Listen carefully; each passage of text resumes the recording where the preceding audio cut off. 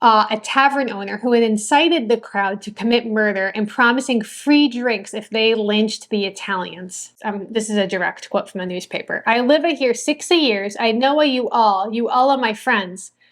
However, before he could finish, a jerk of the rope sent him into the air. And newspaper reports after this event pompously claimed that they had, quote, emptied their town of Italians. Bizarrely, though, while the town was engrossed in the narrative of vengeance, Dr. Hodge had survived the shooting and was declared out of all danger in 3 days. So these men were lynched for a murder and a death that never occurred. Every story has 3 sides. It's your side, my side, and the truth. And so today I want to tell you a story, a history of a lynching of Italian Americans that took place in Tallulah, Louisiana. Now, I spent a lot of time researching this. I spent a lot of time reading about this. I spent a lot of time wrestling with this story because it's not clear-cut. It's more common, though, in history than I think we realize. I think a lot of times we think, okay, I have found a primary source. Now I have an objective truth.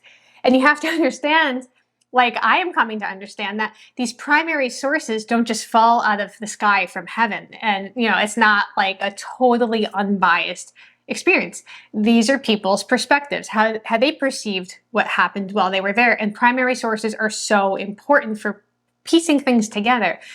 But this story in particular was difficult because a lot of different sources had conflicting information about why this lynching occurred and the truth about what really happened. And so I'll do the best that I can to share with you what I have found as the consensus of truth. And there's definitely some gray areas to this story, I'm not gonna lie. So you may wanna delve into this, and if you find something that disagrees with what I shared, please leave it below, because I don't own this history. I am trying to understand this history in public with you. So let's dive in today to one of the many lynchings of Italians in Louisiana. So this was about 8 years after the biggest mob lynching in the United States history of 11 Italians in New Orleans. So that has already happened at this point. We're going to cover all of these on the channel, but today we're going to go to Tallulah, Louisiana. So in the sweltering heat of July 1899, the seemingly insignificant town of Tallulah, Louisiana, bore witness to an incident that would spark significant violence. Surprisingly, this story began with a goat. Madison Parish, which encompassed Tallulah, Louisiana, was a humble mosaic of ethnicities from my understanding. It hosted several thousand African Americans, hundreds of white settlers, and a small Sicilian community. And the centerpiece of this community were the DeFatta brothers. They were an entrepreneurial trio, and they ran 2 prosperous grocery stores in Tallulah. Yet beneath the veneer of commercial success, there was a disquiet. Some elements of the community regarded them with secret animosity, as one source pointed out. Now, in the heart of this narrative stood Dr. J. Ford Hodge. He was a well-respected physician. He was the town coroner. And this animosity found a vent when Dr. J. Ford Hodge shot one of DeFatta's goats, which was a recurrent intruder on his property. So basically, one night, the incessant noise from Frank DeFatta's goat kept the physician up all night. And exasperated, this has happened multiple times at this point, Dr. Hodge tells DeFatta, listen, I'm going to shoot the goats if they keep doing this at night.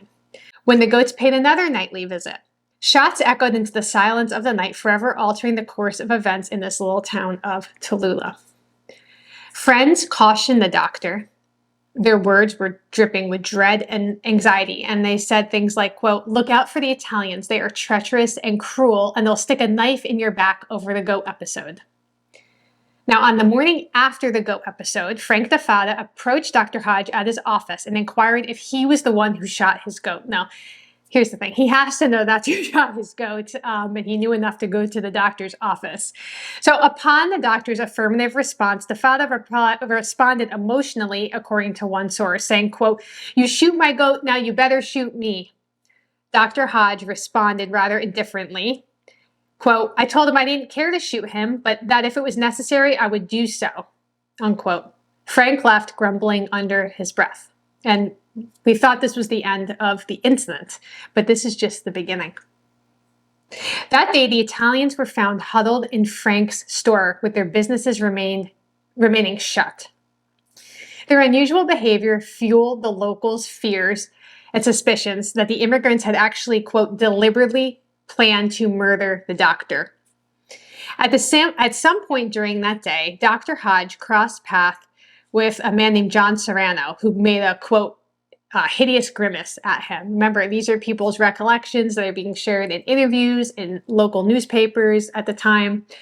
And so when the day neared its end, Hodge met his friend, a man named Kaufman, for dinner. And their route took them past Joseph DeFada's shop, where Joseph stood in the doorway. So this was Frank's brother. And their other brother, Charles, sat on the front steps. Although Hodge noticed Charles DeFada, he wasn't particularly concerned because he was, quote, expecting no trouble. Now, as Dr. Hodge passed by Charles, the Italian sprung up and struck the doctor. Hodge remembered that Charles had reached under his left arm during the assault, but he couldn't confirm, quote, whether he drew a dirk or not. Kaufman reported hearing the Italian shout, quote, "You shoot my goat." The doctor defended himself, pushing Charles to the ground, and attempted to draw his pistol. He had used both hands to free his gun, at which point he, quote, knocked Charles down with a blow on the head using his pistol as a club, unquote. This was reported by the New Orleans Daily States, and this newspaper also said that the doctor began a fierce assault upon the Sicilian, striking him down after several severe blows over his head. So basically, Charles jumped him. They're having a brawl here. The doctor pulls out his gun, starts hitting this guy over the head. After another blow on Charles's head, Hodge saw Joseph in the store doorway with the gun aimed at him. But Joseph couldn't shoot due to his brother Charles's close proximity. He didn't want to shoot at the doctor and end up hitting his brother. But as Charles collapsed from the doctor hitting him over the head so many times with the gun, Joseph warned, quote, "Look out, I'm going to shoot." This warning was echoed by a nearby black man named Joe Davis, who called out to the doctor, quote, "Look out, doctor, Joe's going to shoot you." Hodge tried to ready his gun again, but he failed, possibly due to the damage from using it as a club over Charles's head. Seeing Joseph aimed, he shielded himself with his coat, clutching his pistol. His quick thinking saved his life because Joseph fired from 35 feet away, and the force of the shot was so great it penetrated his watch's metal casing. The doctor received multiple severe wounds but remained standing, and he even called for a functioning gun to, quote, finish the row. Then he tried to head back to his office to, quote, see if I could get a gun that would work. Now, as Hodge retreated, he saw Frank DeFada, he was the original goat owner, and John Serrano, along with another friend, rushing towards him, all armed. Bystanders inferred that the Italians, quote, evidently meant to get the assistance of two who had attacked to try to murder Dr. Hodge, unquote. However, a crowd, along with the sheriff, C.H. Lucas, and his deputies, intercepted and disarmed the Italians. The sheriff subsequently arrested the men. Now, it wasn't long before the rumor mills were working overtime, and the word got around that the, quote, Italians had killed Dr. Hodge. The intensity of this incident led to it being perceived as a premeditated act of homicide. The Times Democrat reported that Dr. Hodge was shot between 50 and 75 times. A sensational headline followed the Arkansas Gazette, saying, quote, prominent physician of the town had been shot down by the foreigners in cold blood, unquote. Caught in this escalating hostility, two Sicilian acquaintances of the DeFada brothers, Giovanni and Rosario, were incriminated as well, believed to be in league with these, quote, cold-blooded foreigners. You can notice how the concentric circle is growing. More people are kind of getting pulled into this that really had nothing to do with him. As the dust of the altercation settled, Frank DeFada and the other Italians were apprehended by the local sheriff. Now, this was not the end, though. Rather, it was a foreboding silence before a merciless storm. Incensed by the attack on the doctor, a mob gathered, thirsting for vengeance. Now, the apprehension of Joseph and Charles proved to be more challenging. After the incident, they bolted to their store and they barricaded the entrances. However, the crowd managed to break down the rear door and they found Charles hiding under his bed and hauled him out. Joseph DeFatta, though, had vanished. He had found shelter under a chimney by a nearby house, but the mob eventually located him, quote, only after a bicycle gaslight had been pressed into service. A member of the crowd shot 5 shots at DeFatta, causing minor injuries, and then the crowd was able to pull him out from his hiding place and drag him out. The sheriff later asserted that he had attempted to escort the 2 Italians to jail, but he was overpowered by the mob who took possession of the jail keys. Convinced of a conspiracy and fearing mortal wounds on Dr. Hodge, they were prepared for severe measures. They looked upon these, quote, degenerates as monsters capable of any infamy, and they determined to destroy them root and branch, just as the traveler places his armed heel on the head of a viper, unquote. Now, the mob proceeded to drag the 2 DeFatta brothers toward a cattle slaughtering pen outside the town. Despite pleas for mercy from many of the town's citizens, it was in vain. As reported by the Daily States, quote, the crowd heard and did not hear. Upon arriving at the slaughter pen, they found a device used to lift dead cattle for skinning. This contraption with its upright posts and crossbar served as an improvised gallows. DeFatta maintained a calm demeanor as his executioners readied a rope, and he requested a cigar, and he began to address the crowd. And he reportedly shouted, quote, I live here 60 years. This is a direct quote from a newspaper. I live here 60 years. I know you all are my friends. However, before he could finish, a jerk of the rope sent him into the air. Rosario also met a similar fate. An hour later, there were speculations that John was hiding in a cell and might evade death. The mob, however, considered him equally guilty and proceeded to drag him out and hang him as well. So the mob first hanged Joseph DeFatta, followed by Charles after a lapse of 15 minutes. And after the hangings, there was a rest of some little time. Then the mob resolved to execute Frank and Rosario, and they were hanged from a cottonwood tree in the jail yard. Now, the media's response to this was a mixed bag. The Vicksburg Herald articulated their condemnation by asserting that, quote, those who resort to such a brutal, anarchic way of seeking retribution are scattering seeds of turmoil for their community's future. Now, the Weekly Messenger's narrative painted the shooting of Hodge, not the lynching, as tragic and dastardly. Bizarrely, though, while the town was engrossed in the narrative of vengeance, Dr. Hodge had survived the shooting and was declared out of all danger in 3 days. These men were lynched for a murder and a death that never occurred. Now, following the lynchings, other inhabitants from Madison Parish, Louisiana, warned, quote, others of the race within the parish lines to leave within 3 days or face death. Now, the Times Democrat denied this, claiming that, quote, there may have been some talk about running all the Italians out, but the order was not needed.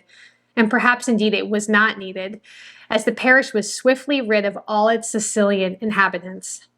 The 2 remaining Sicilians fled to Tallulah, and newspaper reports after this event pompously claimed that they had, quote, emptied their town of Italians.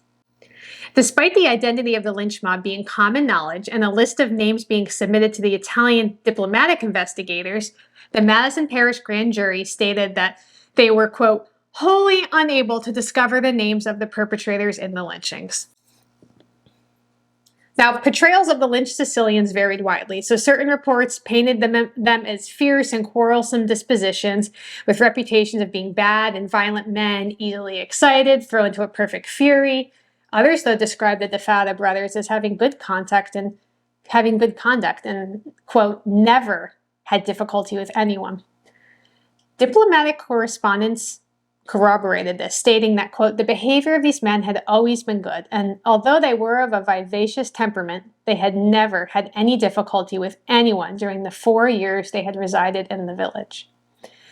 Now, the DeFatta brothers, especially Frank, was actually reportedly pretty popular, and he was one of the most prominent persons in the neighborhood, according to one source. He would share drinks and card games.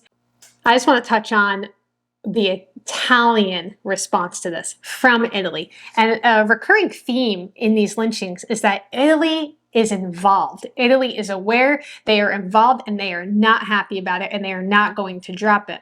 But a man named Hershey, in a separate editorial, criticized Italy, that Italy should be instructed to, quote, mind her own affairs. Well, contrarily, the Italian government considered the Tallulah event as her concern. Charles Papini, who was the acting consul in New Orleans, alerted his higher-ups about the occurrence, and he asked for an inquiry. Reached out to the Secretary of State John Hay to acquire details and ensure the safety of other Italians in Louisiana. Italy, however, a newspaper named, I think it's pronounced Fanfula, but you'll have to let me know, berated the, quote, apathy of the United States government, which lacks the might to defeat dogmatic biases. Another Italian periodical blasted the, quote, pretentious American civilization, and at the behest of Italian diplomats, Secretary of State John Hay reached out to Louisiana Governor Murphy J. Foster for further information. This is just so fascinating to me, the way Italy is stepping in and applying pressure to the United States government. Now, in response, the Louisiana Governor, Murphy Foster, said that he would expedite gathering all of this information and he would figure it out. The victim's nationality was of paramount importance to this. Now, this story can go on for a long time, and I'm going to leave a link below. There is an incredible source. I've never seen more consolidated on this story than this source. I'm going to give this historian full credit. Like, most of what I found was from this historian. An Italian man named Enrico Cavalli, who was the editor of the New Orleans Italian-American paper, was acting on official orders, and he traveled to Vicksburg. And there he joined Nat Piazza, who was the Italian consul in New Orleans, and Patrick Henry, who was a local attorney. They carried out 2 days of interviews in Tallulah. They were asking everybody what they knew about the DeFada brothers, what they knew about Dr. Hodge, what they knew about this situation. But before they did that, they demanded to have assurance for their personal safety as Italians going to Tallulah, Louisiana. Now, they looked over the lynching locations, they talked with witnesses. During these interviews, they got a lot of interesting information. In particular, there was someone who was not named, a tavern owner who had incited the crowd to commit murder and promising free drinks if they lynched the Italians. Now, this goes on for years. There is a back and forth for years. And so if you're interested in kind of delving more into this, I will leave a link below. The lynchers completely evaded retribution. No more protection was put in place for Italian nationals in the United States. For Italian Americans in Louisiana and in the South, the threat endured and justice remained elusive. Historian Edward F. HAAS, I think is how you say his name, he was the only one to provide a scholarly account of the Tallulah lynching. It's called Guns, Goats, and Italians, the Tallulah lynching of 1899. It's incredible. I think it was published in 1892. I'll link to it below. And I'll link below to all of the sources that I was able to pull from. Let me know what you think about this. And if you've heard of this story, where do you think the truth lies? We'll talk soon.